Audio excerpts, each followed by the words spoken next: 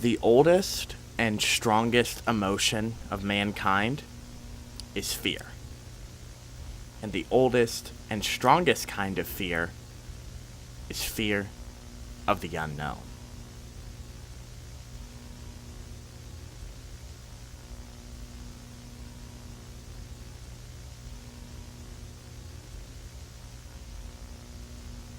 This is the very first sentence from the essay Supernatural Horror in Literature, written by author H.P. Lovecraft, and I believe it perfectly sums up what true horror is.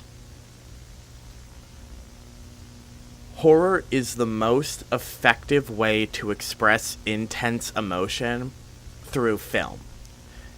Yet I feel that it's the genre that most drowns itself and its own stereotypes. Due to this overabundance, it's very hard to come up with something interesting or unique. Yet when something does come around, I feel that it's something that should be celebrated, even if it doesn't work.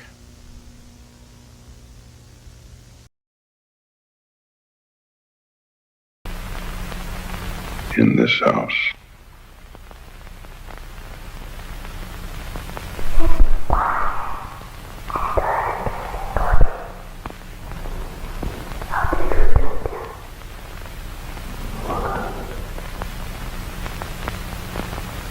In this house. Kyle Edward Ball's Skinamarink is one of those films that I believe should be celebrated, due to how it takes Lovecraft's words to their purest form and creates some of the most effective horror I have seen in film. It took the internet phenomena of analog horror and transformed it into a bigger picture full film. While a lot of people believe it's a waste of time and criticize it for its avant-garde filmmaking, I find myself loving it for those exact reasons so many hate it. In this house. I could review the whole film and go into every little detail of how I believe it nails what true horror is, but I feel that it would be more productive to describe one scene in this film, in which it encapsulates all of the things into one tight-knit moment.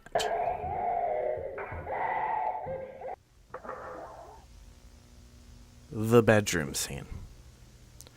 Skinamarink's scariest scene.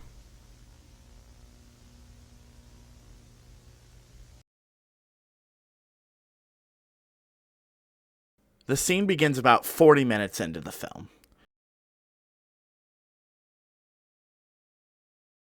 By this point in the movie, the main characters, Kaylee and Kevin, have been left alone for some time now, with no sign of Dad and any mention of Mom being quickly discouraged.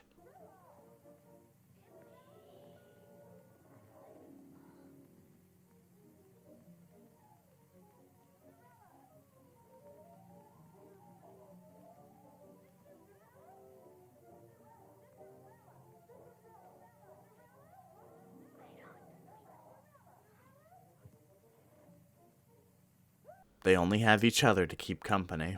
And as all of this is happening, all the walls and doors of the home begin to disappear, with even the toilet seemingly evaporating, resulting in the kids using buckets.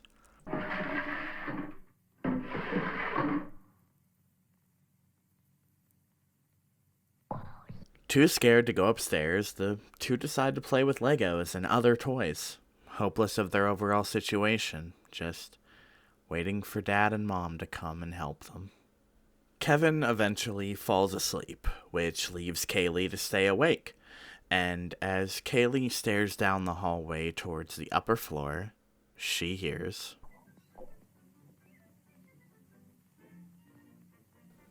And in an act of confusion and fear, she walks upstairs.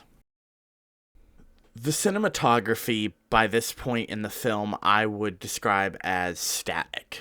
It's dark, closed off, and shows the audience almost nothing, while creating this abstract world inside the house. The sound design, since that's the only other thing to go on, is also static. Literally. I mean, all you have heard so far in the film is the dialogue, sometimes the cartoons on the TV, and the VHS static. So, why bring this up at all? Well, sometimes you find comfort in the unknown. I know earlier in the video I said true horror stems from it, and I agree. Yet, if you give the audience almost nothing, sometimes they latch on to that nothing. So when, for the first time in the entire film, the cinematography takes on a first-person view as Kaylee heads up the stairs, suddenly that fear returns. That one change is all it takes. Kaylee walks into the room to see, seemingly, her father on the bed. Her father has only one request.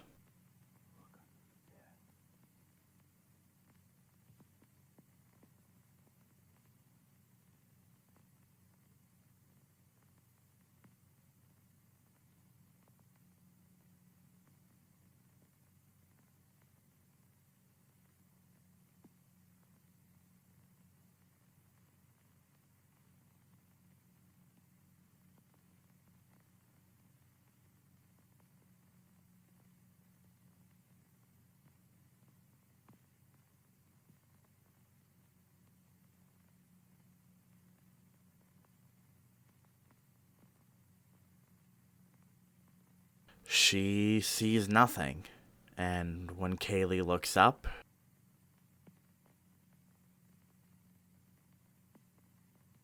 I can't see anything.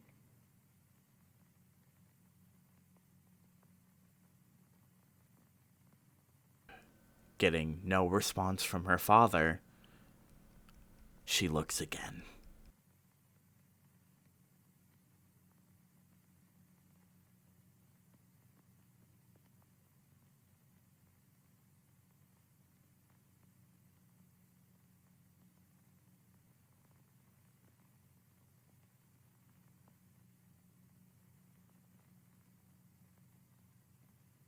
As she looks up, Dad is gone, leaving only the mother there.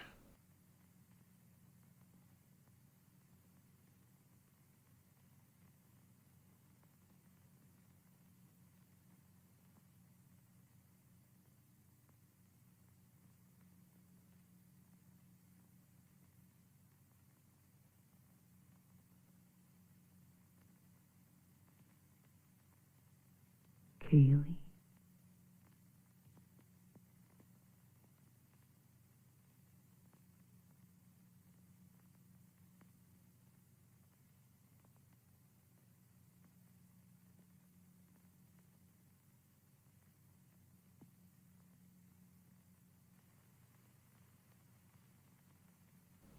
The mother begins to speak in a tone resembling a speech given before the news of a divorce, until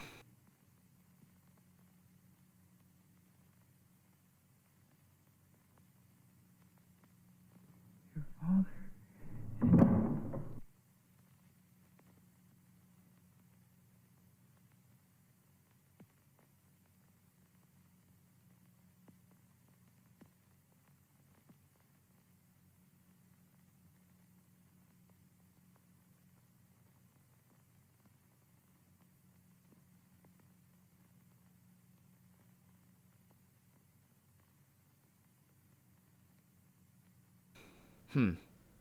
nothing, it seems.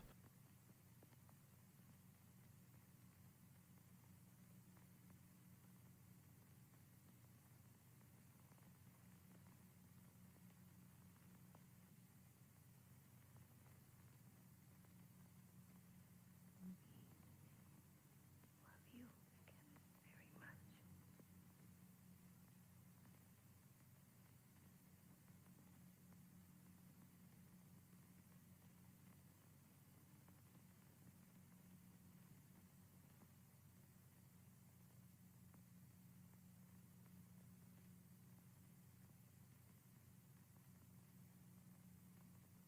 Kaylee.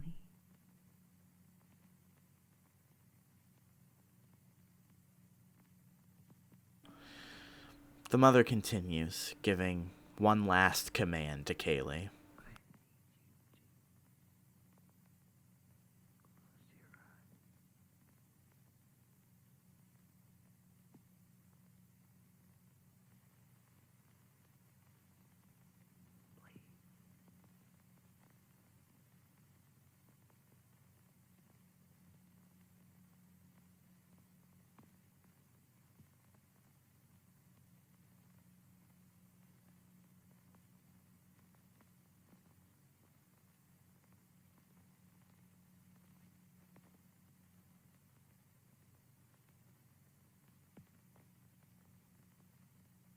The mother is seemingly gone, yet as the silence fills the room, Kaylee begins to hear another noise.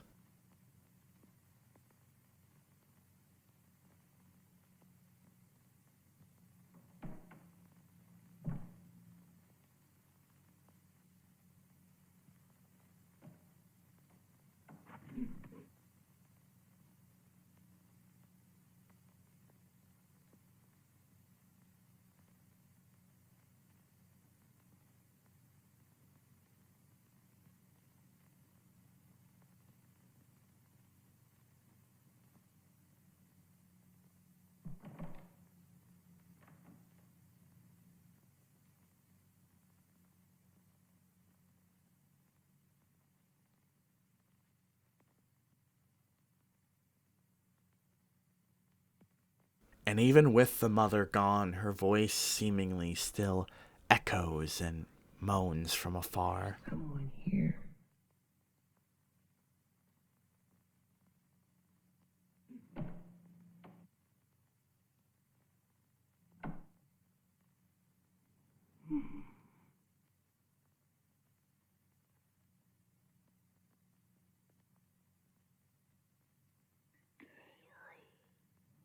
Kaylee.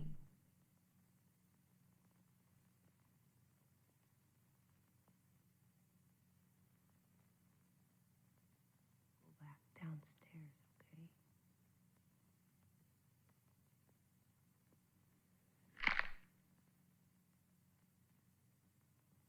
The noises heard earlier continue to ring out more and more consistently.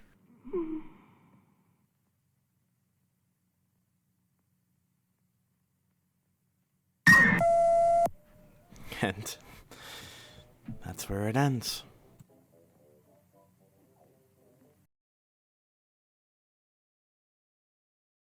Now I want to analyze this scene and describe why it works so well. First, and I talked about it earlier, but the lack of clear sound design. The silence of the film allows no artificial buildup.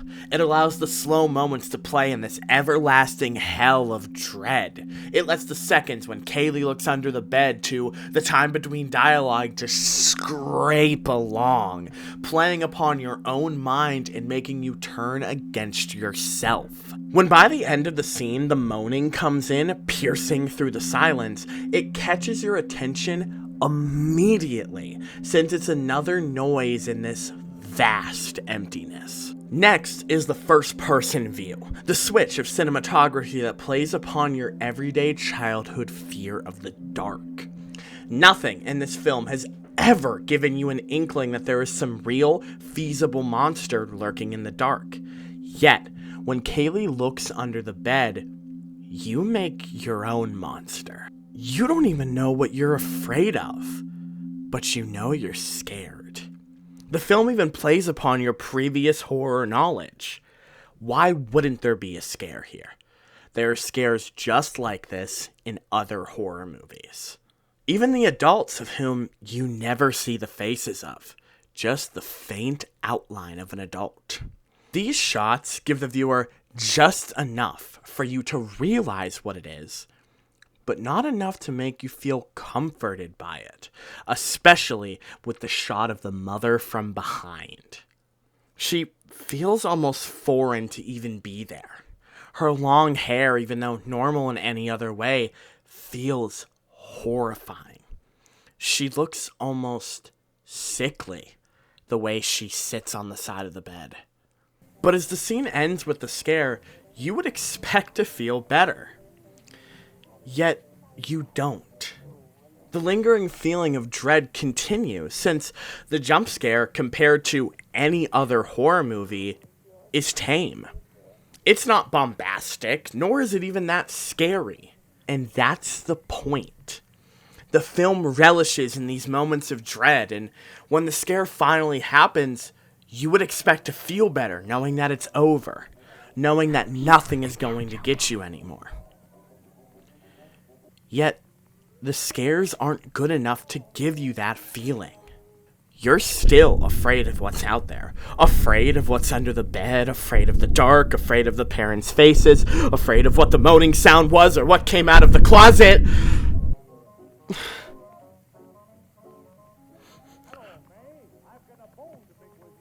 Afraid of the unknown. And that's why it's Skinamarink's scariest scene.